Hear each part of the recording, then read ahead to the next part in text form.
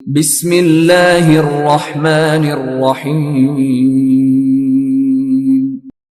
اقرأ باسم ربک الذی خلق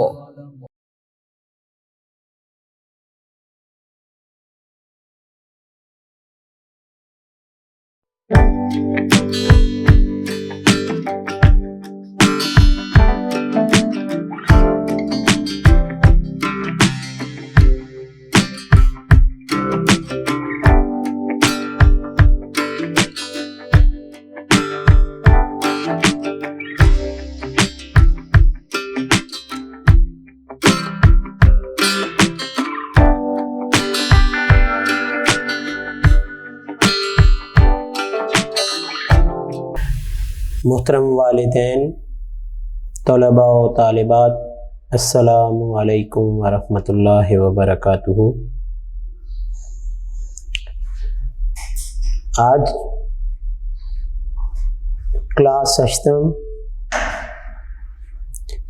مضمون تاریخ کے ہم دوسرے باب کو شروع کرنے جا رہے ہیں۔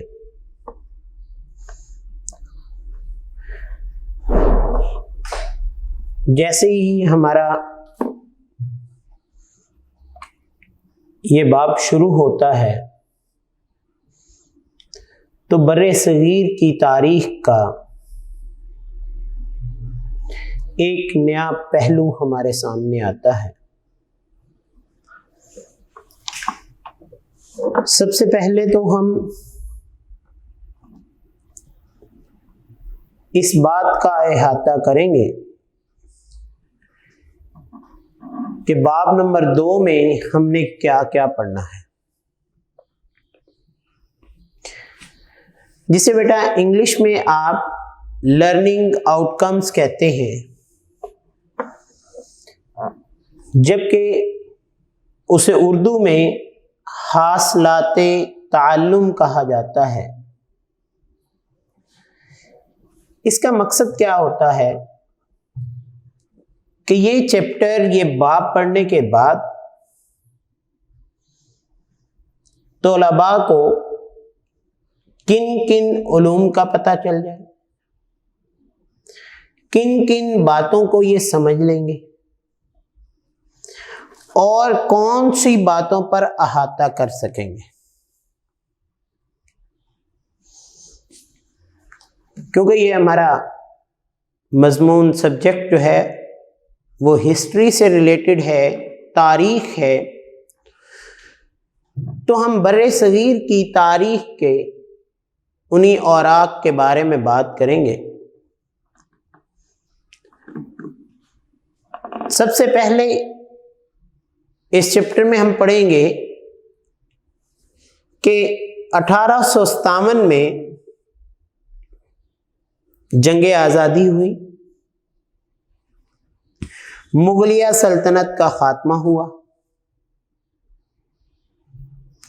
تو اس دورانیے میں مسلمانوں پر کون کون سے پہاڑ ڈھائے گئے، مسلمانوں پر کون کون سی مشکلات آئیں۔ دوسری بات، اس چیپٹر میں ہم پڑھیں گے کہ جب انگریزوں نے بر صغیر پر قبضہ کیا تو 1857 میں انگریزوں اور مسلمانوں کے آپس میں رویے کیسے تھے، ایک دوسرے سے کس درجے تک نفرت کرتے تھے، تو ان دونوں کے درمیان مفاہمت کرنے والی کون سی ہستی تھی، کس شخص نے ان دونوں قوموں کو، انگریزوں اور مسلمانوں کو آپس میں اکٹھا کرنے کی کوشش کی۔ اس باب میں ہم پڑھیں گے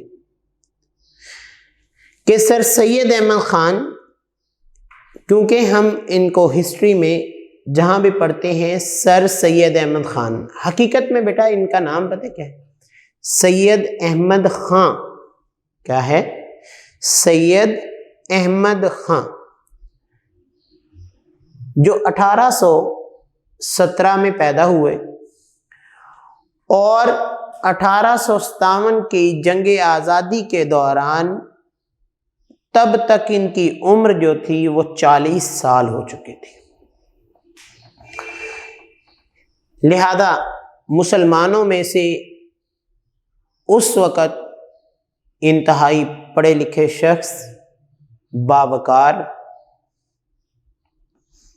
اور ایک ایسے شخص تھے جو مسلمانوں کے ساتھ ساتھ انگریزوں کی بھی مختلف باتوں سے واقف تھے کہ انگریزوں نے بر صغیر پر قبضہ کیا تو ان کے پاس کون سی ایسی چیز تھی۔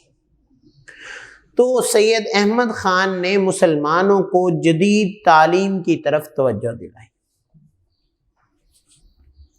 اس کے ساتھ ساتھ معاشرے میں مختلف قسم کے بگاڑ پیدا ہو چکے تھے،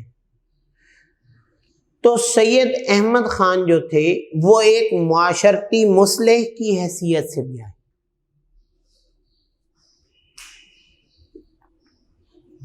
سید احمد خان سیاسی اور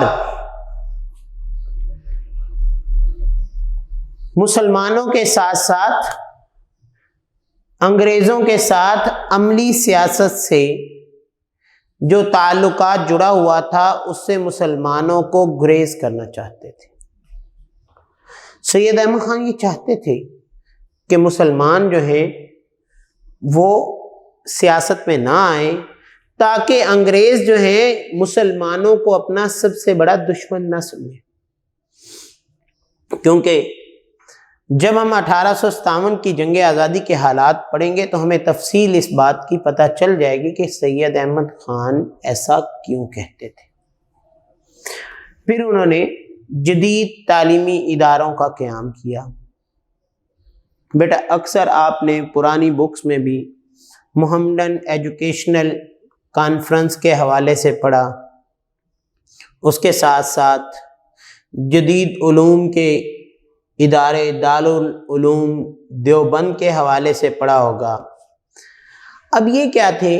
یہ وہ ادارے تھے جو اس وقت کہاں بن رہے تھے؟ بر صغیر میں، اور خاص طور پر یہ تمام ادارے سید احمد خان نے مسلمانوں کو جدید تعلیم سے آراستہ کرنے کے لیے بنائے تھے۔ تو بیٹا جدید تعلیم سے آراستہ ہونا مسلمانوں کو اس وقت لازم تھا جب انگریز مسلمانوں پر قابض ہو چکے تھے۔ تو اس چیپٹر کی یہ چند ایک حاصلات جو ہیں جن کے بارے میں پڑھنا ہمیں بہت لازم ہے، کیونکہ حاصلات جب آپ ایک ویژن رکھ کے کسی کام کو کرتے ہیں، ایک مقصد کو سامنے رکھتے ہیں، آپ کا رزلٹ آپ کے سامنے ہوتا ہے تو آپ اس چیز کے بارے میں اتنی ہی توجہ رکھتے ہیں۔ تو ہم بات کیا کر رہے ہیں کہ باب نمبر 2 سید احمد خان اور تحریک علی گڑھ کا جو باب ہے، اس کی حاصلات میں ہم نے 8 چیزوں کے بارے میں پڑھنا ہے، اور 8 چیزوں کے بارے میں کیا پڑھنا ہے، جن میں سے پہلی بات جو ہے اس کی تفصیل ہم پڑھنے لگے ہیں۔ وہ کیا تھی کہ 1857 کی جنگ آزادی کے بعد بر صغیر کے کیا حالات تھے۔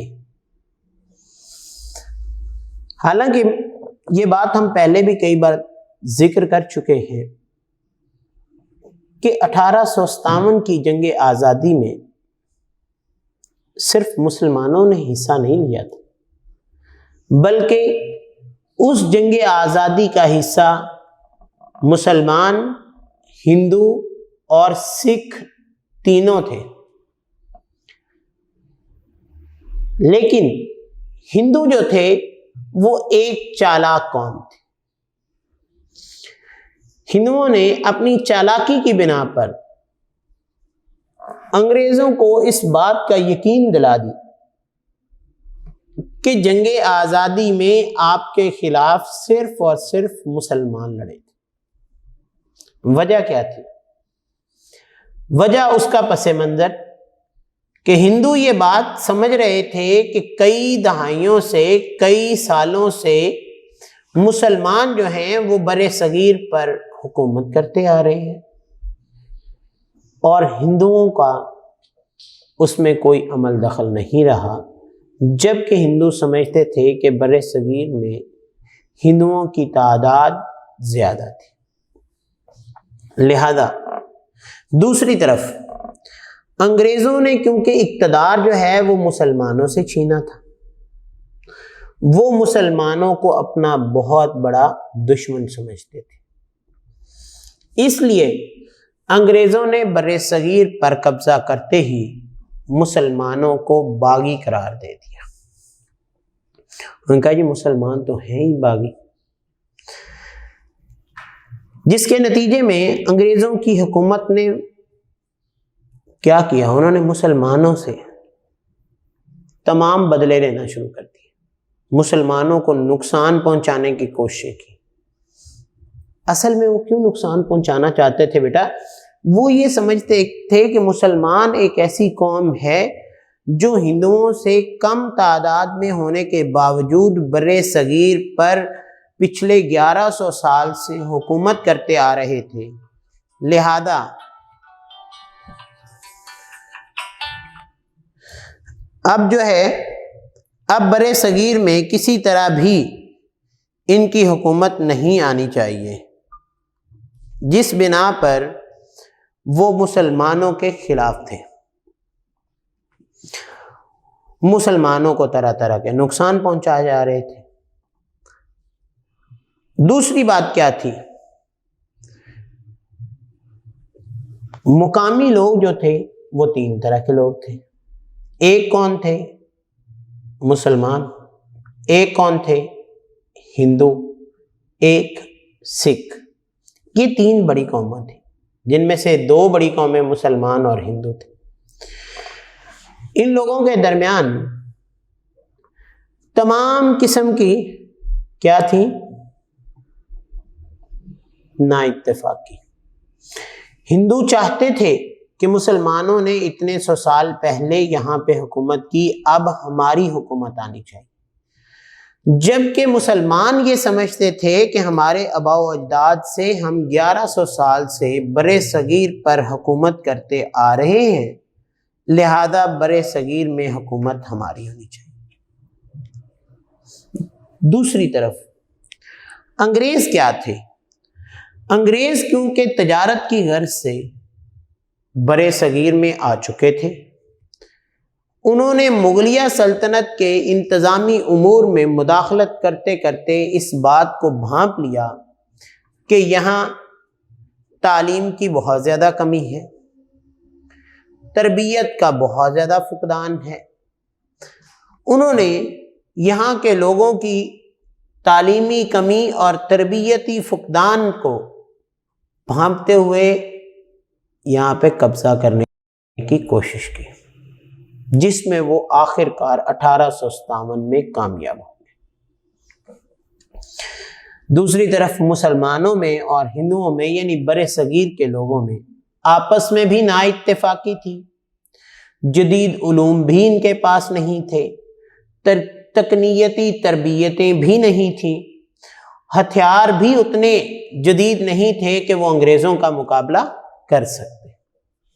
لہذا انگریزوں نے بر صغیر کے مقامی باشندوں سے زبردست قسم کا انتقام لینا شروع کیا۔ خاص طور پر انہوں نے انتقام مسلمانوں سے لینا شروع کیا۔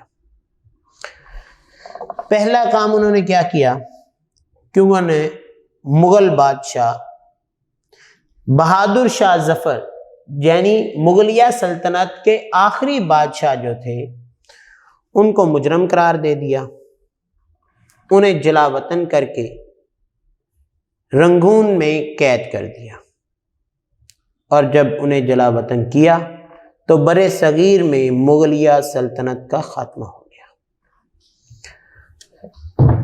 مسلمانوں کو حالانکہ وہ 1857 کے بعد انگریز بہت زیادہ نقصان پہنچاتے جا رہے تھے، معاشرتی، معاشی، سیاسی نقصان پہنچانے کے باوجود انگریز مسلمانوں سے پھر بھی ڈرتے تھے،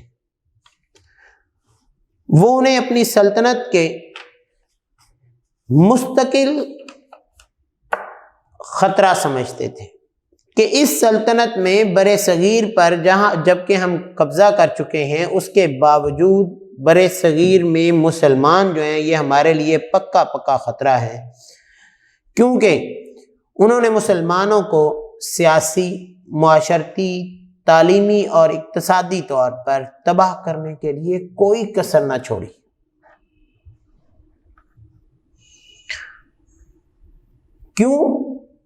کیونکہ ان کو یہی خطرہ تھا کہ وقت دور نہیں ہوگا کہ مسلمان پھر سے برِ صغیر پر قابض ہو جائیں گے، لہذا انہوں نے کچھ انفرادی سطح پر مسلمانوں سے ذاتی انتقامات لینا شروع کیے۔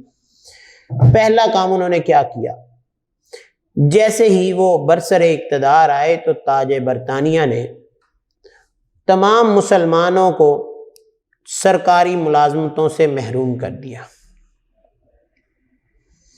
19ویں صدی کے آخر تک انگریز حکمرانوں نے جو بھی اقدامات اٹھائے وہ زیادہ سے زیادہ وہی اقدامات تھے جو مسلمانوں کے خلاف تھے۔ اس کے نتیجے میں مسلمانوں کی حالت بد سے بدتر ہوتی گئی۔ میں نے آپ کو بتایا کہ مسلمانوں کو سرکاری ملازمتوں سے نکال دیا گیا، آنے والی نئی جتنی ملازمتیں تھیں ان کے لیے مسلمانوں کے دروازے بند کر دیے گئے۔ جب کسی دفتر میں کوئی اسامی خالی ہوتی، کوئی جاب آتی، کوئی نوکری ہوتی، تو حکومت کی طرف سے دیے جانے والے اشتہار پر خاص طور پر یہ بات لکھ دی جاتی کہ مسلمان اس اسامی کے لیے اہل نہیں ہیں۔ اس طرح یہ ملازمتیں دوسری اقوام، خاص طور پر ہندوؤں کو دی جاتی، کیونکہ ہندوؤں نے اپنی چالاکی سے ان کے ساتھ اپنا میل جول بنا لیا تھا، ان کے ساتھ اپنے تعلقات وابستہ کر لیے تھے۔ اس سے انگریز حکمرانوں کا مقصد صرف یہ تھا کہ مسلمانوں کو ہر اعتبار سے اس قدر پست کر دیا جائے کہ وہ انگریزوں کے سیاسی حریف کی حیثیت سے دوبارہ کبھی کھڑے ہونے کی، اٹھنے کی حیثیت میں ہی نہ رہیں، ان کی کوئی اہمیت ہی نہ ہو۔ مسلمان حکمرانی سے غلامی کی دلدل میں گرے تو انگریز اور ہندو دونوں اقوام نے انہیں مزید نقصان پہنچانے کی کوئی کسر نہ چھوڑی۔ انہوں نے مسلمانوں پر تمام قسم کے دروازے بند کیے۔ دوسرا کام انہوں نے کیا کیا، مسلمانوں کو، کیونکہ اللہ تعالیٰ کی طرف سے پچھلے 1100 سال سے اقتدار ملا ہوا تھا، تو اس 1100 سالہ اقتدار میں مسلمانوں کے پاس بہت سی زمینیں تھیں، کئی مسلمان بڑے بڑے ذمہ دار تھے۔ دوسری طرف برِ صغیر میں کیونکہ زراعت کا پیشہ جو ہے، کاشتکاری کا پیشہ جو ہے یہ عام تھا،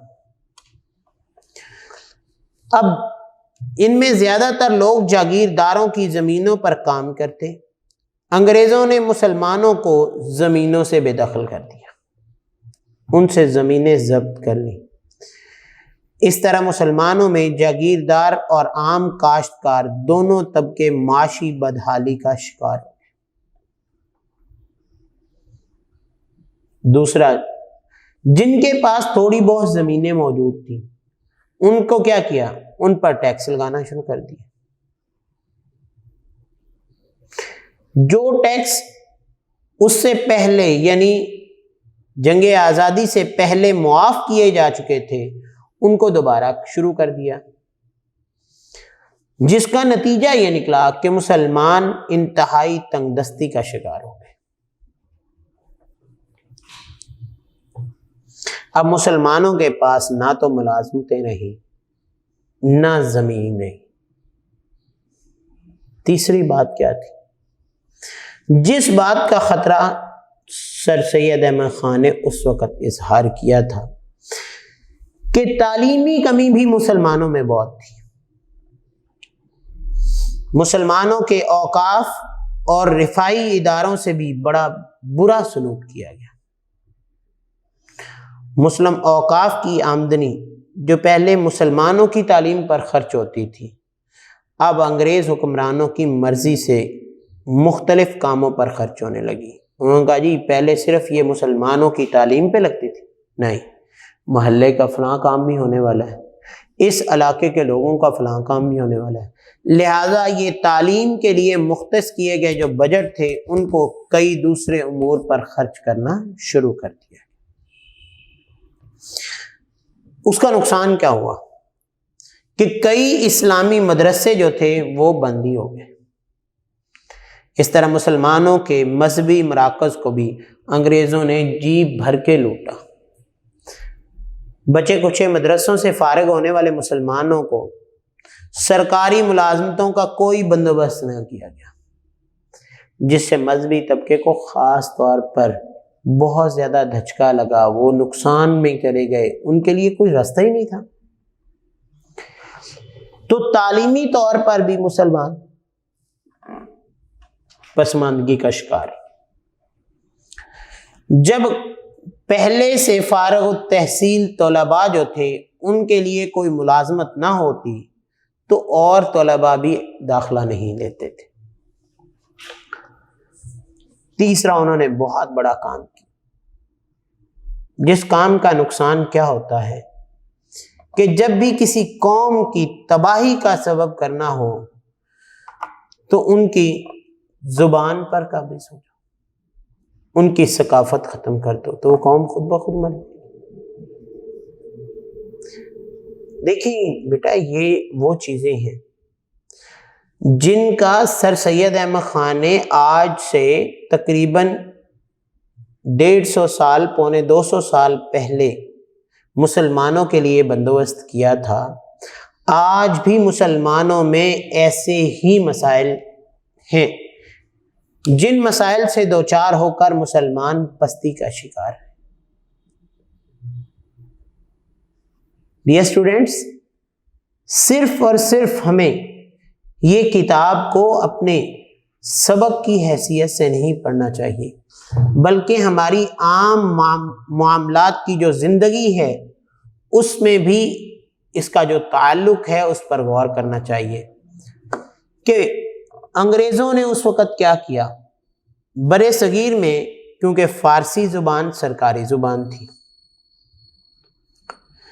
اب فارسی کو انہوں نے ہٹانے کی کوشش کی. کیوں؟ کیونکہ فارسی کے جو حروف تہجی ہیں اور اس کا جو رسم الخط ہے وہ عربی حروف تہجی سے ملتا ہے. لہذا وہ فارسی کو حقیقت میں مسلمانوں کی زبان سمجھتے تھے. انگریزوں نے کیا کیا؟ انہوں نے جتنے بھی دفاتر تھے وہاں فارسی کی جگہ انگریزی زبان کو سرکاری اور دفتری زبان قرار دے دیا. اب دوسری طرف ہندو جو تھے انہیں چاہیے تھا کہ وہ مسلمانوں کا ساتھ دیتے اور اس کی بجائے ہندوی یا فارسی زبان کو ہی یہاں پہ رائج رہنے دیتے. انہوں نے بھی ان کی کوئی مخالفت نہ کی، لیکن مسلمان فارسی کے بجائے انگریزی کو قبول کرنے کے لیے تیار ہی نہیں تھے. مسلمان یہ سمجھتے تھے کہ جب ہم نے انگریزی زبان کے علوم کو حاصل کر لیا تو ہماری مقامی اور سرکاری زبان جو ہے وہ آہستہ آہستہ پس پش ڈال دی جائے گی. لہذا ان کی تعلیمی اور ثقافتی زندگی میں فارسی ادب کا بہت بڑا کردار تھا جس کو وہ کھونا نہیں چاہتے تھے. ان کے نزدیک زبان کی تبدیلی ان کی ثقافت کو ختم کرنے اور ان کے مذہب کو نقصان پہنچانے کی ایک کوشش تھی کہ یہ انگریز کیا کریں گے؟ یہ ہماری زبان تبدیل کریں گے جس سے ہماری ثقافت بدلے گی اور اگر ہماری ثقافت بدلتی ہے تو اس کے ساتھ ساتھ جو ہمارے مذہبی امور ہیں ان پر بھی نقصان ہمیں اٹھانا پڑ سکتا ہے۔ اس لیے وہ انگریزی زبان کی تعلیم حاصل ہی نہیں کرنا چاہتے تھے، جس وجہ سے اب ہر طرف پورے برِ صغیر میں انگریزی زبان۔ مسلمان کہتے تھے ہم نے انگریزی سیکھنی نہیں ہے، ان کے درمیان، دونوں کے درمیان اس بات کی چپکلش، جس کا نقصان کیا ہوا کہ ہندو انگریزی سیکھنے کی طرف مائل ہو گئے۔ آہستہ آہستہ مسلمان تعلیمی طور پر پسماندہ، جبکہ دوسری اقوام تعلیمی طور پر مضبوط ہوتی ہے۔ جب ہندوؤں نے انگریزی زبان سیکھی تو تاج برطانیہ کو جو برِ صغیر میں اپنے سرکاری دفاتر میں اس وقت ملازمین کی ضرورت ہوتی تو ان کی جگہ وہ کن کو لگا دیتے؟ وہ ہندوؤں کو لگا دیتے۔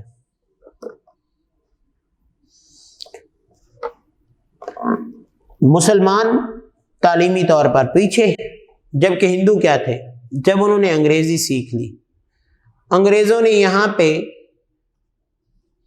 قانون کے مختلف ادارے قائم کر دیے، تو ہندو جو تھے وہ وکالت، ڈاکٹری، انجینئرنگ اور دوسرے جتنے بھی شعبے تھے ان میں داخلہ لینا شروع ہو گئے، ان کے لیے نئی نئی راہیں کھلنا شروع ہو گئیں، وہ زندگی کے ہر شعبے میں پیش قدم ہونا شروع ہو گئے، جبکہ مسلمان وہ پیچھے رہتے گئے۔ جب تمام طرح کے معاملات جو ہیں وہ ہندو آگے بڑھ چڑھ کر کرنے لگے تو انگریزوں نے آنے والے دور میں، جو ان کے آنے والے سال تھے، یہاں کے مقامی لوگوں کو جب حکومتی معاملات میں شامل کیا تو اس وقت انہیں پڑھے لکھے لوگوں کی ضرورت تھی۔ اب وہ پڑھے لکھے لوگ ان کو کہاں سے مل سکتے تھے؟ وہ ہندوؤں سے ملے، انہیں تو جہاں سے بھی چاہیے تھے۔ جب وہ ہندوؤں سے ملے تو قیادت آہستہ آہستہ ہندوؤں کے ہاتھوں آنے لگی۔ جنگ آزادی کے بعد مسلمانوں کی معاشرتی، معاشی اور تعلیمی ترقی کی حالت بڑی مایوس کن تھی۔ ہر روز مسلمان کوئی نئی پریشانی میں گھرتے جا رہے تھے، زوال کا شکار ہوتے جا رہے تھے۔ مسلمانوں میں سب سے بڑا تو میں نے بتایا کہ تعلیم کا فقدان تھا۔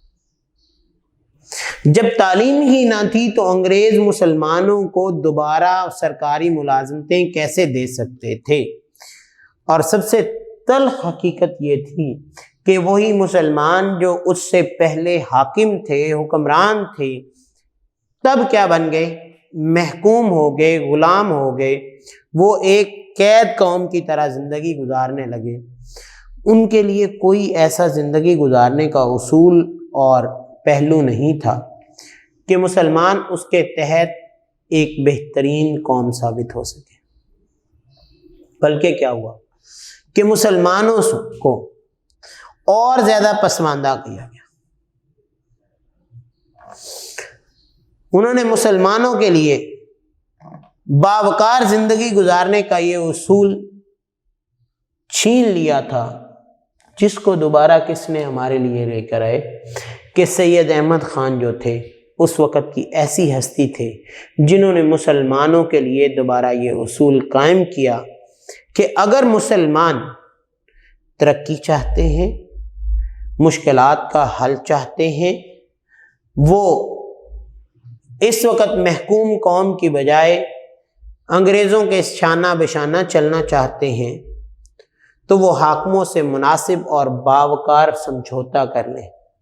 وہ کہیں کہ آپ حاکم ہیں، ہم آپ کی بات ماننے کو تیار ہیں، جب آپ ان کے اصولوں کو، ان کے بنائے ہوئے قوانین کی پاسداری کریں گے تو حقیقتاً بات یہی ہوگی کہ انگریزوں اور مسلمانوں کے درمیان اچھے تعلقات وابستہ ہو جائیں گے۔ تو جب مسلمانوں کے انگریزوں کے ساتھ اچھے تعلقات وابستہ ہوں گے تو ہی مسلمان برِ صغیر میں رہنے کے قابل ہوں گے۔ تو یہ کام کس نے کروانا شروع کیا؟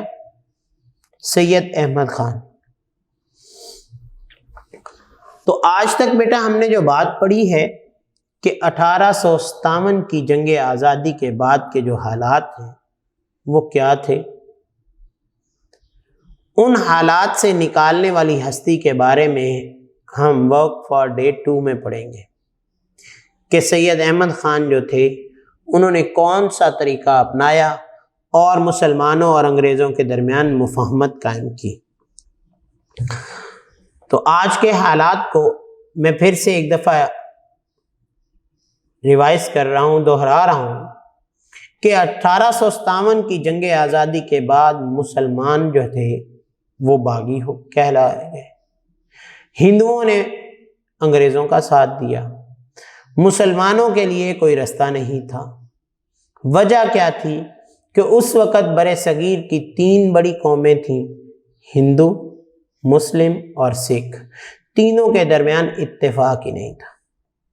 اس نا اتفاقی کی بنا پر جو اس وقت برِ صغیر میں موجود مغلیہ سلطنت تھی اس کا خاتمہ ہوا، مسلمانوں کو سیاسی طور پر تباہ کر دیا گیا، مسلمانوں کے پاس جو سرکاری ملازمتیں تھیں وہ انگریزوں کی مسلمانوں سے نفرت کی بنا پر خالی کروا لی گئی، اور مسلمان جو تھے جب اس سے بے دخل ہو گئے تو مسلمانوں کے پاس بے روزگاری کے سوا، غربت کے سوا، پریشانی اور دکھ کے سوا کوئی رستہ نہیں تھا۔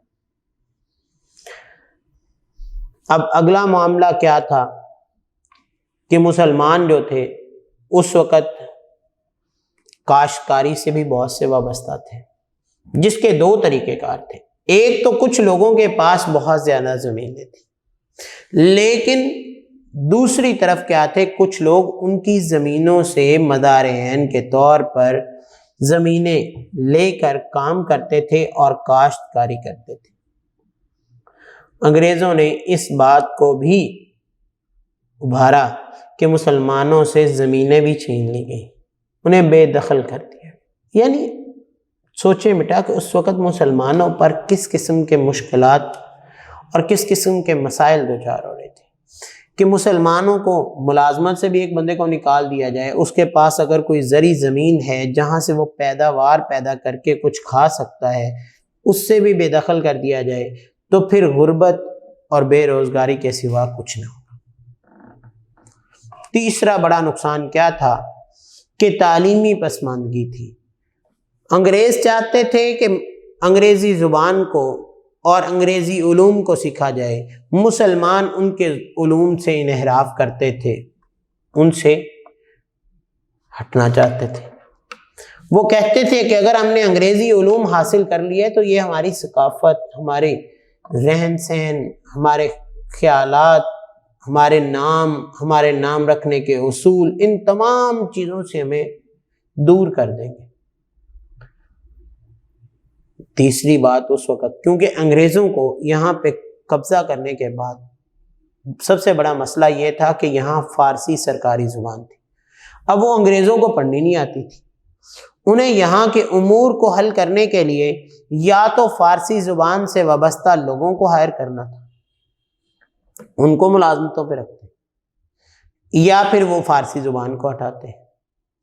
یہاں کے لوگوں کو بھی وہ ملازمتوں پہ کیوں نہیں رکھنا چاہتے تھے کہ یہی لوگ پہلے اپنی ملازمتوں پہ ہیں، اگر ہم انگریز ان پر قابض ہو بھی جاتے ہیں تو یہ ہمارے خلاف کوئی مہم چلا سکتے ہیں، ہمیں کئی قسم کے نقصانات پہنچا سکتے ہیں، لہذا بہتر یہ ہے کہ یہاں پہ انگریزی زبان کو رائج کیا جائے، جسے مسلمان 1% بھی سیکھنے کو رضامند نہیں تھے۔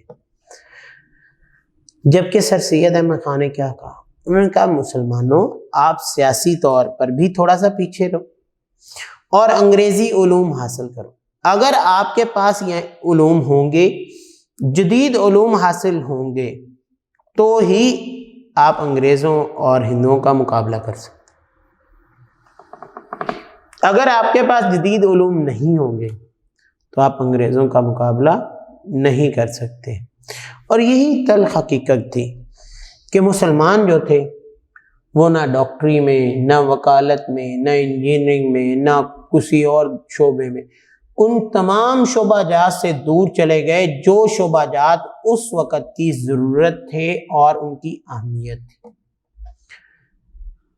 اب جب مسلمان دور چلتے گئے تو مسلمان آہستہ آہستہ تنزلی کا شکار ہوتے گئے، مسائل میں گھرتے گئے۔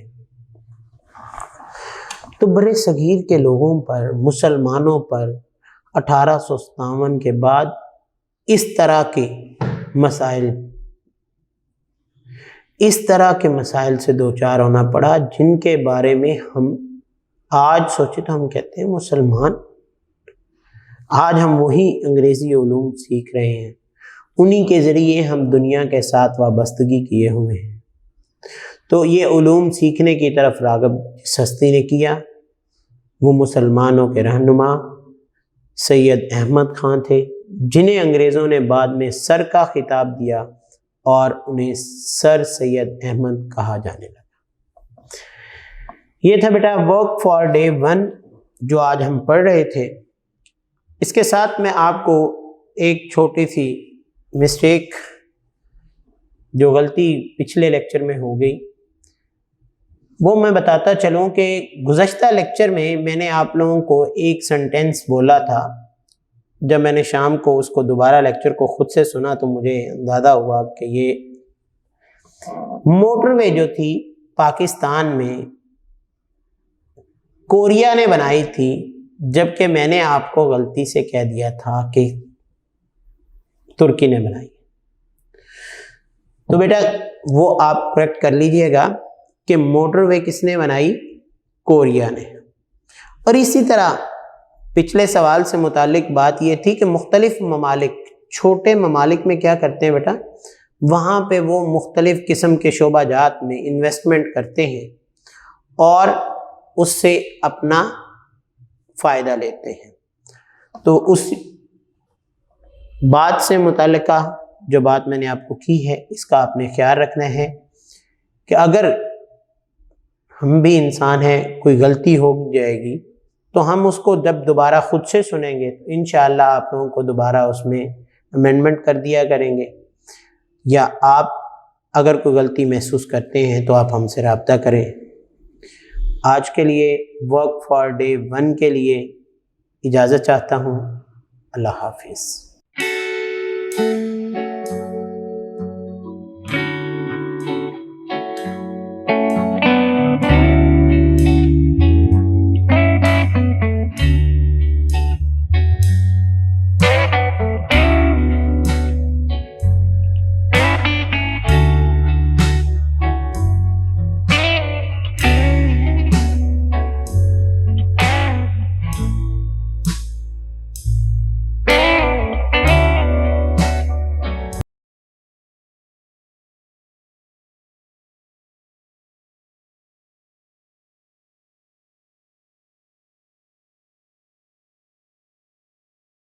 معزز سامعین، طلباء و طالبات، السلام علیکم۔ ورک فار ڈے 2 کے لیے آج کا ہمارا کوسچن ہے، برِ صغیر پر جب انگریزوں نے قبضہ کیا تو اس قبضے کے بعد انگریزوں کا برِ صغیر کے مختلف اقوام کے ساتھ رویہ کیا تھا؟ اس رویے میں ہندو جو کہ انگریزوں کے بہت قریب ہوتے جا رہے تھے، اور مسلمان جن سے انگریزوں نے یہ اقتدار چھینا تھا، ان کے انگریز بہت زیادہ خلاف تھے۔ ان کو ہر بات میں وہ تکلیف دینا چاہتے تھے، لہذا مسلمانوں میں ایک ہستی جس کا نام سید احمد خان تھا، انہوں نے انگریزوں اور مسلمانوں کے درمیان مفاہمت پیدا کی، ان کے درمیان اس کشیدگی کو کم کیا۔ مسلمانوں پر ہونے والے مظالم جو تھے ان مظالم کے خلاف آپ نے انگریزوں کو اس بات کی طرف راغب کیا کہ مسلمان تمہارے دشمن نہیں ہیں۔ اس کے ساتھ ساتھ انہوں نے مسلمانوں کو بھی اس بات پر آمادہ کیا کہ آپ برسر اقتدار ضرور تھے، لیکن اب اقتدار انگریزوں کے پاس آ چکا ہے، نہ تو ہم اتنی بڑی اکثریت ہیں کہ پورے انڈیا کو، پورے برِ صغیر کو ہم بند کر دیں اور انگریزوں کے خلاف کھڑے ہو جائیں، بلکہ کیا ہے، اب ہمیں تدبیر سے کام لینا ہے۔ تدبیر کیا ہے کہ وہ کام کرنے ہیں جن کاموں میں ہم وقتاً فوقتاً موجودہ گورنمنٹ تک اپنی آواز پہنچا سکیں۔ ایسا پرسکون ماحول پیدا کرنا ہے جس سے موجودہ گورنمنٹ جو ہے وہ مسلمانوں کو ایک منظم قوم سمجھے۔ لہذا تب سید احمد خان نے مسلمانوں کو یہ سب کام کرنے کی طرف، آمادہ کرنے کی طرف راغب کیا۔ یہاں بیٹا میں آپ کو تھوڑا سا سید احمد خان کا تعارف کرواتا جاؤں۔ ویسے تو میں نے چیپٹر نمبر 1 میں بھی آپ کو کئی بار سر سید احمد خان کا تعارف کروایا تھا۔ سید احمد خان 1817 میں دلی میں پیدا ہوئے تھے۔ ابتدائی تعلیم حاصل کی، اس کے بعد اعلیٰ تعلیم حاصل کی۔ 1857 میں جب برِ صغیر پر انگریز قبضہ کر رہے تھے تو تب آپ اس وقت مسلمانوں میں سے انتہائی پڑھے لکھے لوگوں میں سے ایک تھے۔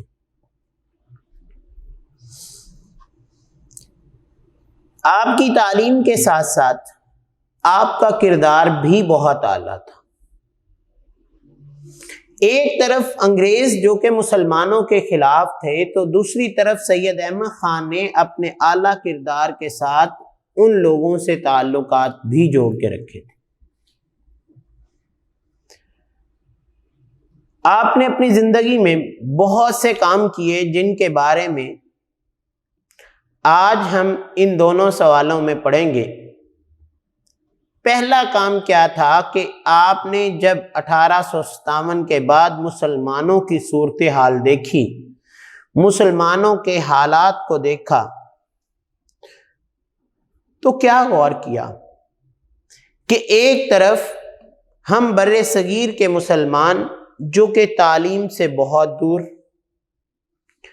دوسری طرف انگریز جو کہ مغربی تعلیم سے آراستہ ہونے کی وجہ سے، جدید تکنیکوں کی وجہ سے، جدید علوم کی وجہ سے برِ صغیر پر قبضہ کر چکے تھے۔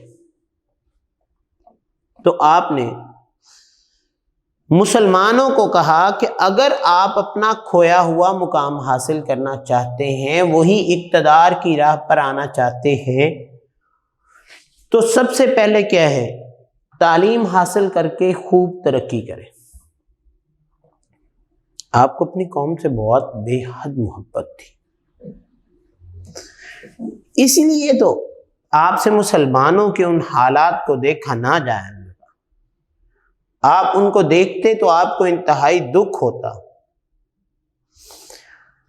انہی حالات پر غور کر سکتے تھے، اور آپ نے جب غور کیا تو اس نتیجے پر پہنچے کہ مسلمان کم از کم کچھ عرصے تک انگریزوں کی حکومت کا خاتمہ نہیں کر سکتے۔ میں نے بیٹا ابھی آپ کو بات کی کہ انگریزوں نے جب قبضہ کیا تو انہوں نے چند صورتحال کو دیکھتے ہوئے، تعلیم کی کمی کو دیکھتے ہوئے، جدید علوم کی کمی کو دیکھتے ہوئے، تکنیکی مہارتیں نہ ہونے کی وجہ سے برِ صغیر کے لوگوں کو محکوم بنایا تھا۔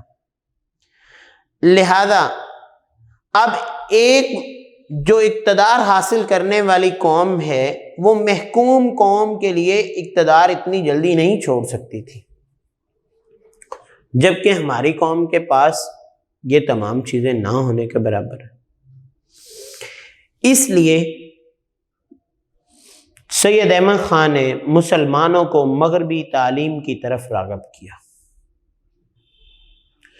اور کہا کہ اگر تم زندہ رہنا چاہتے ہو، اگر تم زندگی پرسکون ماحول میں گزارنا چاہتے ہو، خوشگوار تعلقات قائم کرنا چاہتے ہو، تو آپ کو انگریزوں کے ساتھ اپنے تعلقات بہتر کرنے چاہیے۔ جبکہ اس وقت کیا تھا کہ مسلمان جو تھے وہ انگریزوں کے اتنے خلاف تھے کہ وہ گوروں کو کہیں دیکھتے تھے تو ان کے جذبات غصے سے بھر جاتے تھے، اسی طرح انگریز بھی پھر ان سے بدلا لیتے تھے۔ تو سید احمد خان نے مسلمانوں کو اس بات کی طرف راغب کیا کہ اگر ہم پرسکون رہنا چاہتے ہیں تو انگریزوں کے ساتھ خوشگوار تعلقات قائم کرنے چاہیے۔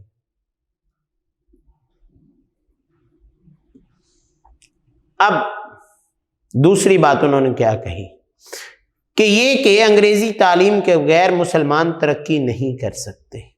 وجہ کیا تھی؟ ڈے 1 میں ہم نے یہ بات پڑھی تھی کہ انگریزوں نے برے صغیر میں موجود جو فارسی تعلیم تھی اس کو انگریزی تعلیم میں بدل دیا۔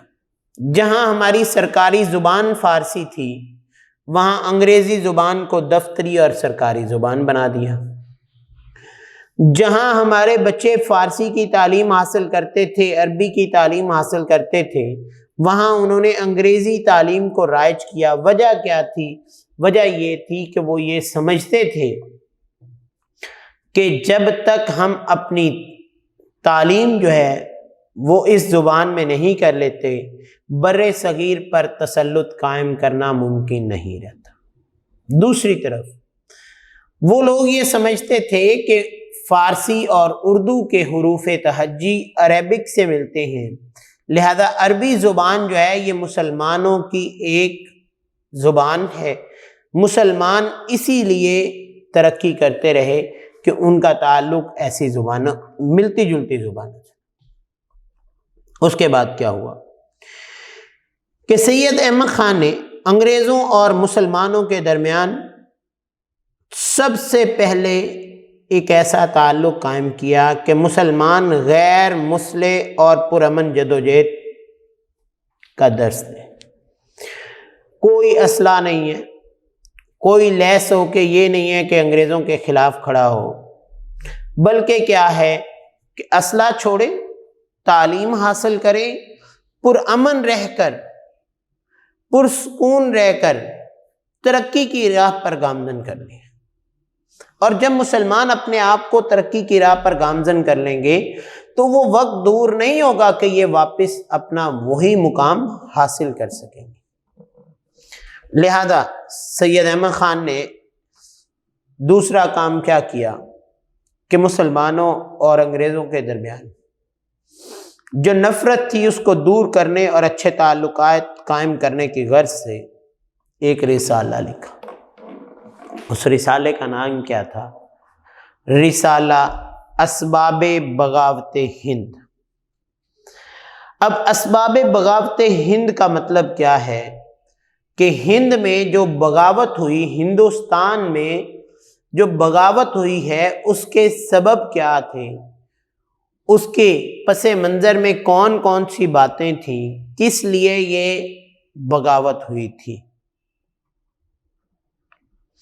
انہوں نے یہ بات بھی وہاں پہ واضح کی کہ 1857 کی جنگ آزادی جو تھی اس کی اصل وجہ انگریزوں کی عوام کے خیالات اور رسم و رواج سے ناواقفیت تھی۔ وہ سمجھتے تھے کہ بر صغیر کے جتنے لوگ ہیں ان کے رہن سہن، ان کے رسم و رواج، ان کے نام رکھنے کے اصول، ان کے زندگی گزارنے کے طریقے، یہ سب چیزیں بر صغیر سے متعلقہ تھیں۔ جب تاج برطانیہ نے یہاں قبضہ کیا تو برطانوی جو حکمران تھے ان کو یہاں کے لوگوں کے ان رسم و رواج اور ان ثقافتی معاملات کا کوئی علم نہیں تھا۔ وہ چاہتے تھے کہ اپنی ثقافت، اپنی زبان، اپنے رواج یہاں رائج کریں، جبکہ یہاں کے لوگ یہ چاہتے تھے کہ ہمیں ہماری زندگی ہمارے طور طریقوں سے گزارنے دی جائے، جس کی وجہ سے یہاں کے لوگوں نے ان کے خلاف بغاوت کی۔ انگریز حکمرانوں کے بعض اقدامات نے مقامی آبادی بالخصوص مسلمانوں کے مذہبی جذبات کو ٹھیس پہنچائی۔ اب مسلمان مذہبی امور میں اگر مشغول ہوتے تو اس میں کوئی اگر مداخلت کرے تو یہ مسلمانوں میں بات تھوڑی سی اسٹرکٹ ہے کہ مسلمان اس کے خلاف ضرور مذمت کرتے ہیں۔ انگریز جو تھے انہوں نے مسلمانوں کے خلاف یہی کیا کہ ان کے مذہبی امور میں مداخلت کرنا شروع کی، جس سے مسلمانوں کو ٹھیس پہنچی اور مسلمانوں نے ان کے خلاف آواز اٹھائی۔ اسی وجہ سے مسلمانوں کے ساتھ انگریزوں کا سلوک جو تھا وہ خاص طور پر ناگوار تھا، انتہائی برا سلوک کرتے تھے وہ مسلمانوں سے۔ وہ یہی سمجھتے تھے کہ جنگ آزادی میں انگریزوں کے خلاف صرف اور صرف مسلمان کھڑے۔ لہذا مزید انہوں نے لکھا کہ جنگ آزادی میں ہندو بھی مسلمانوں کے برابر کے شریک تھے۔ اس کے ساتھ ساتھ سر سید احمد خان نے یہ بھی لکھا کہ جنگ آزادی میں سب مسلمانوں نے حصہ نہیں لیا، بلکہ مسلمانوں کے چند گروہ جو تھے انہوں نے حصہ لیا، اور بہت سے مسلمانوں نے زبردست خطا مول لے کر اور تکالیف اٹھا کر انگریزوں کی حفاظت بھی کی۔ اس طرح سید احمد خان نے انگریز حکمرانوں کو باور کروانے کی کوشش کی، اس بات کی طرف راغب کرنے کی کوشش کی کہ مسلمانوں کی جانب حکمرانوں کا سخت رویہ حد سے بڑھا ہوا ہے، اور اس معاملے میں حکمران انصاف سے کام نہیں لے رہے۔ سر سید احمد خان نے بڑے پولائٹ انداز سے، بڑے دھیمے انداز سے انگریزوں کو یہ بات سکھائی کہ دیکھیں، ایک طرف مسلمان ایک اہل کتاب قوم، دوسری طرف عیسائی، انگریز زیادہ کیونکہ عیسائی، انگریز جو ہیں عیسائی جو ہیں وہ بھی اہل کتاب، لہذا ہندو جو ہیں ان کی نسبت عیسائی اور مسلمان ایک دوسرے کے زیادہ قریب ہیں، اور اگر ایک دوسرے کے زیادہ قریب ہیں تو پھر ان دونوں اقوام کو ایک دوسرے کے خلاف اتنی نفرت نہیں رکھنی چاہیے۔ اس سے کیا ہوا، جب یہ بات انگریزوں نے سنی تو انگریزوں کے دل میں مسلمانوں کے لیے تھوڑا سا ایک نرم گوشہ پیدا ہوا کہ ہم اگر ظلم کر رہے ہیں، اگر ہم زیادتی کر رہے ہیں، اگر ہم تکلیف پہنچا رہے ہیں تو ایک اہل کتاب قوم کو۔ اس طرح سید احمد خان نے مسلمانوں اور انگریزوں کے درمیان کافی کشیدگی کو کم کر دیا، ان کے رویوں کو نرم کر دیا، ان کے ساتھ جو تعلقات تھے کافی حد تک خوشگوار ہونا شروع ہو گئے۔ اس کے ساتھ ساتھ سید احمد خان نے کیا کیا کہ انہوں نے انگریز حکومت کے اس الزام کی تردید بھی کی کہ مسلمان انگریزوں کے خلاف ہیں۔ اس سلسلے میں آپ نے لائل محمڈن آف انڈیا لکھ کر مسلمانوں کے حالات کی تفصیل بیان کر دی۔ حقیقت میں کیا تھا کہ حقیقت میں سید احمد خان جو تھے وہ تحریری انداز سے انگریزوں سے تعلقات وابستہ کرتے جا رہے تھے، تحریری طور پر لکھ کر وہ انگریزوں کو یہ بات باور کرواتے تھے کہ مسلمان ان کے خلاف نہیں ہیں، مسلمان جو ہیں وہ ایک ایسی قوم ہے جو پرامن زندگی گزارنا چاہتی ہے۔ جنہوں نے جنگ آزادی میں انگریزوں کی حمایت کی اور خیر خواہی میں اپنی خدمات بھی پیش کی۔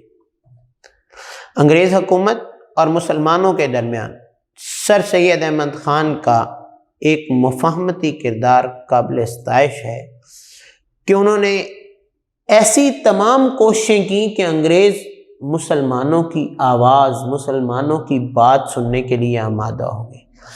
کم از کم مسلمان جن سے وہ نفرت کرتے تھے، مسلمانوں کو وہ اس درجے پر لے کر آئے کہ گورنمنٹ جو ہے وہ مسلمانوں کی بات سننے پر آمادہ ہوگی، اور جب بات سننے پر آمادہ ہوگی تو تب ہی مسلمان اپنے مسائل جو ہیں وہ ان سے شیئر کر سکیں گے۔ سر سید احمد خان نے مسلمانوں کی بہتری کے لیے جب اپنی کوششوں کا آغاز کیا تو اس وقت مسلمان جو تھے وہ نہایت پریشان کن اور ابتر حالت میں تھے۔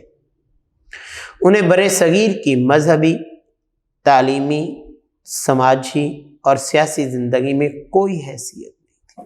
کہتے تھے مسلمان کیا ہے، وہ انہیں قوم ہی ماننے کے لیے تیار نہیں تھے، لیکن آپ نے اتنی زیادہ کوششیں کی، اس سے مسلمانوں کو معاشرے میں اپنا جائز مقام حاصل کرنے میں مدد ملی۔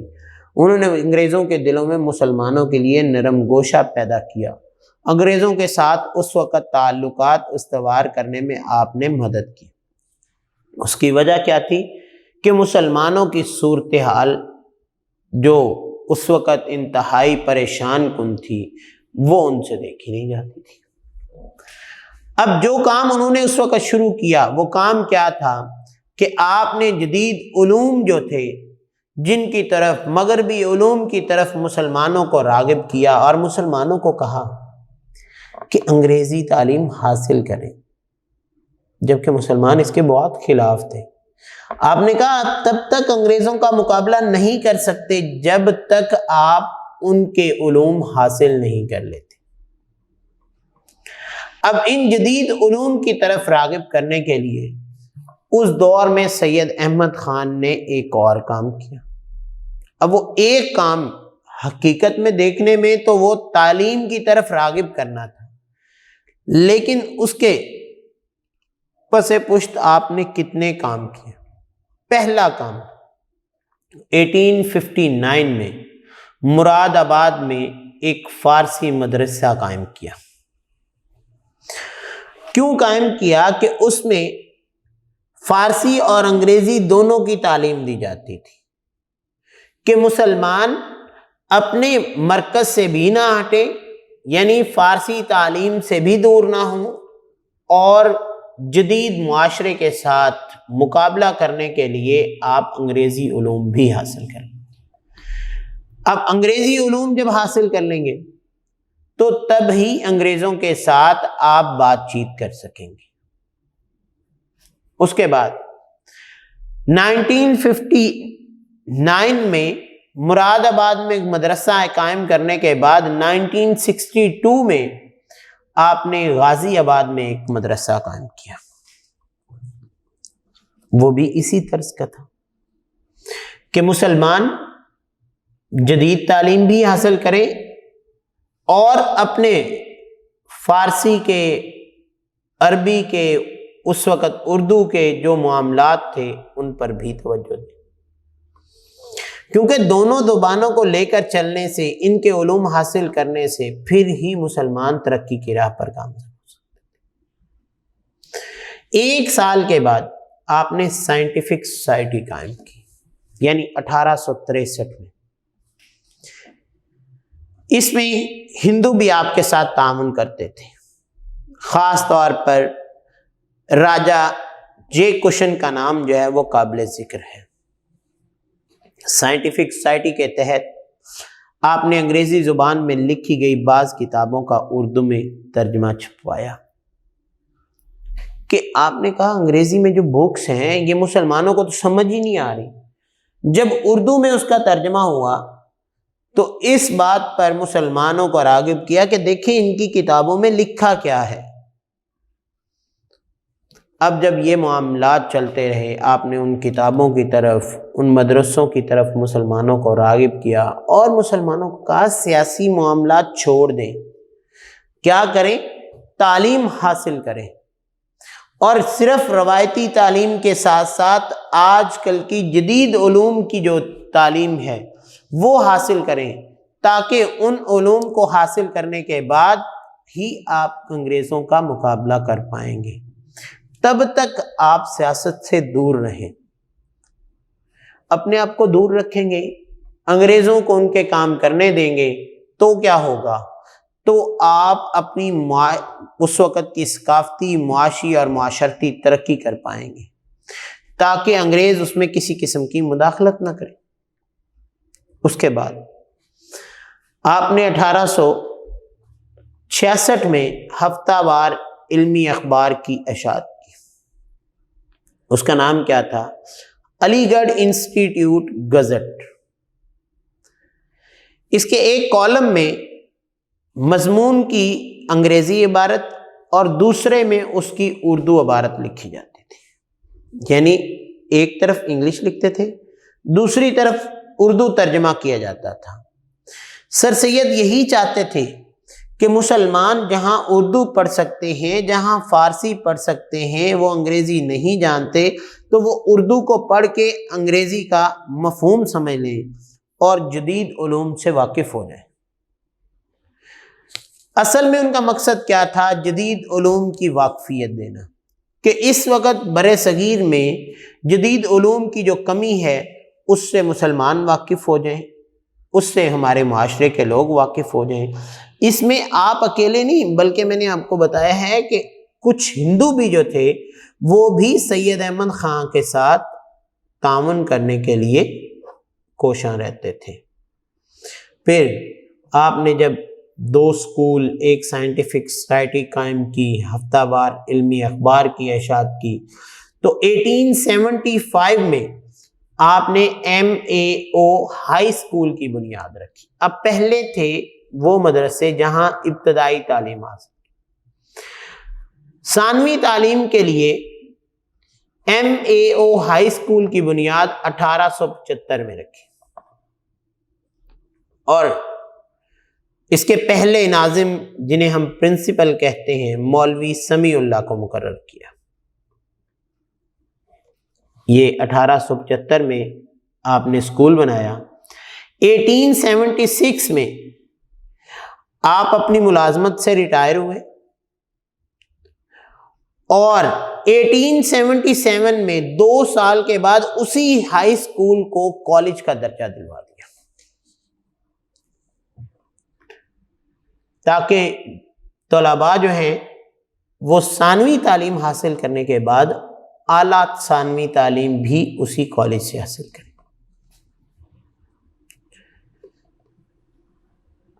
اس دورانیے میں ریٹائرمنٹ کے بعد آپ نے خود جو ہے وہاں کی ذمہ داری سنبھالی، اس کے سربراہ مقرر ہو گئے۔ اس دوران آپ نے حکومت کو بھی درخواست کی کہ کالج کے لیے اور اسکول کے لیے کچھ زمین مختص کر دی جائے۔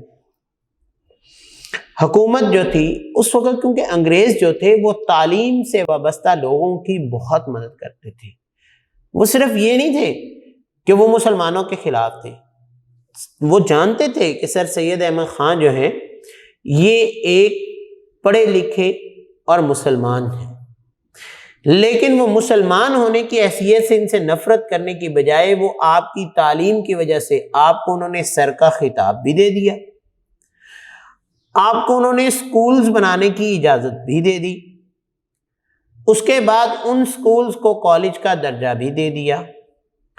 کالج کا درجہ دینے کے بعد انہوں نے کیا کیا کہ اب اس مدرسے کو جو ایک سکول سے کالج میں بدلا ہے، اس کو مزید زمین کی ضرورت ہے تاکہ وہاں طلباء کے لیے جدید علوم کے مختلف شعبے بنائے جائیں، مختلف ڈپارٹمنٹس بنائے جائیں۔ لہذا انہوں نے کیا کیا کہ انگریزوں نے MAO کالج جو تھا اس کو 74 ایکڑ زمین بھی دے دی، 74 ایکڑز زمین دے دی۔ جب یہ کالج بڑا تو مسلمانوں میں اس کالج کا بڑا چرچا تھا، مسلمانوں میں اس کا بڑا نام تھا، بہت مقبول ہوا، مشہور ہوا کہ مسلمانوں کا اتنا بڑا ادارہ، لہذا مسلمانوں کے جو بچے تھے وہ مراد آباد اسکول سے، غازی آباد اسکول سے پڑھنے کے بعد ایم اے ہائی اسکول میں آنا شروع ہو گئے، ایم اے ہائی اسکول سے بعد اسی کالج میں پڑھنا شروع ہو گئے. یعنی مسلمانوں کے بچوں کو تعلیم کی طرف ایک راستہ دینے والی جو شخصیت تھی وہ سید احمد خان تھی.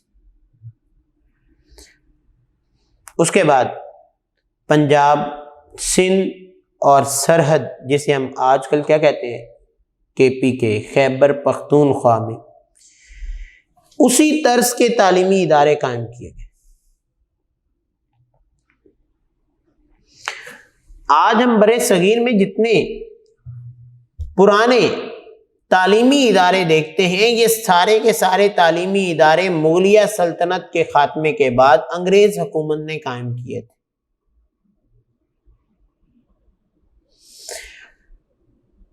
ایم اے ہائی اسکول کے بعد ایم اے کالج کا درجہ دینے کے بعد لاہور میں سید احمد خان کی خدمات کے علاوہ بھی انگریزوں نے گورنمنٹ کالج جو ہے 1878 میں تعمیر کرنا شروع کیا. اسی طرح اس کے ساتھ جو تعلقات جوڑنے کے لیے، جو بچوں کی ابتدائی تعلیم کے لیے سینٹرل ماڈل اسکول اور یہ اس سے ملحقہ جتنے بھی اسکول ہیں جو اس دور کے بنائے گئے تھے وہ وابستہ. اب ان کو کیوں بنایا؟ تاکہ بچے ابتدائی تعلیم حاصل کرنے کے بعد کالج کی تعلیم حاصل کریں. اسی طرح وہی ایم اے کالج جو تھا وہ چند سالوں کے بعد یعنی 1877 کے بعد 1920 میں جا کے اس کو یونیورسٹی کا درجہ دے دیا گیا. تو مسلمانوں کے لیے ایک پورا راستہ جو تھا تعلیم حاصل کرنے کا، ان کی ابتدائی تعلیم سے لے کر پرائمری تعلیم سے لے کر مڈل، ہائر سیکنڈریز اور یونیورسٹی تک کی تعلیم کے لیے مسلمانوں کے پاس اداروں کی ایک راہ ہموار ہوئی کہ ہمارے طلباء جو تھے وہ انہی اداروں میں سے، کیونکہ وہ ابتدائی طور پر فارسی اور اردو کے جاننے والے تھے، ان علوم کے بعد ان کے لیے انگریزی پڑھنا بہت مشکل تھی. تو سید احمد خان نے مسلمانوں اور انگریزوں کے درمیان تعلقات کو بہتر کرنے کے لیے انگریزی کی طرف مسلمانوں کو راغب کیا تاکہ مسلمان جدید علوم سے واقفیت حاصل کریں، اور ان جدید علوم سے واقفیت حاصل کر کے ہی یہ برِ صغیر میں دوبارہ اپنا وہی مقام حاصل کر سکتے ہیں جو مقام ان کے پاس پہلے تھا. تو دیکھیں آج کا ہمارا کوسچن جو ہے وہ تاریخ کے ان اوراق میں سے ہے جنہوں نے برِ صغیر میں مسلمانوں کی حکومت، مسلمانوں کے اقتدار کے ختم ہونے سے دوبارہ مسلمانوں کو ترقی کی راہ پر گامزن کرنے تک لے گئے. اور اس میں سب سے اہم کردار کس نے ادا کیا؟ سید احمد خان، جنہوں نے مسلمانوں کو تکالیف میں دیکھنے کے بعد، مسلمانوں کو اس وقت مظالم سہتے ہوئے دیکھ کر، انہوں نے انگریزوں کے ساتھ تعلقات قائم کر کے مسلمانوں اور انگریزوں کو یہ بات واضح کر دی کہ یہ دونوں اہل کتاب ہیں، لہذا اہل کتاب جو ہیں ایک دوسرے پر مظالم ڈھانے کی بجائے ایک دوسرے کے لیے دل میں نرم گوشہ پیدا کریں. مسلمانوں سے بھی انہوں نے التجائیں کہ آپ بجائے ان سے نفرت کرنے کے، آپ نفرت بھی کریں گے تو آپ اتنی جلدی اقتدار حاصل نہیں کر سکتے. آپ ان سے نفرت کرنے کے بجائے آپ کیا کریں؟ ان سے شفیقانہ رویہ اختیار کریں. جب آپ شفیقانہ رویہ اختیار کریں گے تو اس مشفقانہ رویے سے ان کے درمیان اور آپ کے درمیان خوشگوار تعلقات وابستہ ہوں گے. خوشگوار تعلقات کی صورت میں آپ پرامن زندگی گزار سکیں گے، اور اگر پرامن رہیں گے تو آپ جدید علوم حاصل کریں گے، اور جدید علوم حاصل کر کے ہی آپ زندگی میں کامیاب ہو سکتے ہیں، اپنے اقتدار کی طرف دوبارہ گامزن ہو سکتے ہیں. جس کے لیے انہوں نے مختلف کوششیں کی۔ رسالہ اسباب بغاوت ہند لکھا، لائل محمڈنز آف انڈیا لکھا، اسی طرح مراد آباد میں اسکول بنایا، غازی آباد میں مدرسہ قائم کیا، سائنٹیفک سوسائٹی قائم کی، ہفتہ وار علمی اخبار کی اشاعت کی جس کا نام کیا تھا، علی گڑھ انسٹیٹیوٹ گزٹ۔ اسی طرح آپ نے مسلمانوں کے لیے تعلیم کے لیے مزید راستے کھولے، MAO کالج کی بنیاد رکھی، MAO ہائی اسکول کی بنیاد رکھی، اور وہی 1898 میں سید احمد خان تو اپنے خالق حقیقی سے جا ملے، لیکن اسی MAO ہائی اسکول جو تھا اس کو 1920 میں یونیورسٹی کا درجہ دے دیا تاکہ وہاں پر تمام علوم کے سرٹیفکیٹس ڈگریاں جاری کر سکیں کہ مسلمان بھی انگریزوں سے ملازمتوں کا مطالبہ کر سکیں، مسلمان بھی انگریزوں کے ساتھ بات چیت کر سکیں، اعلیٰ تعلیم حاصل کرنے کے بعد ایک اعلیٰ تعلیم یافتہ قوم کہلوا سکے۔ تو بیٹا یہ جو چیزیں ہیں یہ تاریخ نے ان لوگوں کی کیوں لکھی ہیں؟ وجہ کیا تھی کہ وہ لوگ مسلمانوں کے تعلقات جو تھے ان کو بہتر کرنا چاہتے تھے، ان کے معیار زندگی کو بلند کرنا چاہتے تھے، وہ تکالیف میں رہ کر بھی مسلمانوں کی مدد کرنا چاہتے تھے۔ تو انسان کا سب سے پہلا حق کیا ہوتا ہے کہ دوسرے مسلمان بھائی اس کے لیے نرم گوشہ، اس کے لیے آسانی اور اس کے لیے ترقی کی راہ ہموار کرنا۔ اور جب آپ ان کے لیے ترقی کی راہ ہموار کریں گے تو انسان دنیا میں رہتے ہوئے بھی اللہ تعالیٰ سے اچھی امیدیں وابستہ کر سکتا ہے اور اس کے لیے آخرت بھی اچھی ہوتی ہے۔ تو تاریخ کے ان اوراق نے سید احمد خان کی جو تعریف کی، جو ان کی زندگی کے بارے میں لکھا اور ان کے اقدامات کے بارے میں اور خدمات کے بارے میں لکھا کہ کون سی خدمات کرنے کے بعد سید احمد خان نے مسلمانوں کو ترقی کی راہ پر دوبارہ گامزن کیا، وہ کیا تھے؟ وہ مسلمانوں کو جدید علوم اور تعلیم کی طرف راغب کرنا تھا۔ تو آج کے اس کوسچن کو آپ مکمل طور پر پڑھیے گا، جہاں سے سمجھ نہ آئے آپ ہم سے رابطہ کر سکتے ہیں۔ ورک فار ڈے 2 کے لیے اجازت چاہتا ہوں۔ اللہ حافظ۔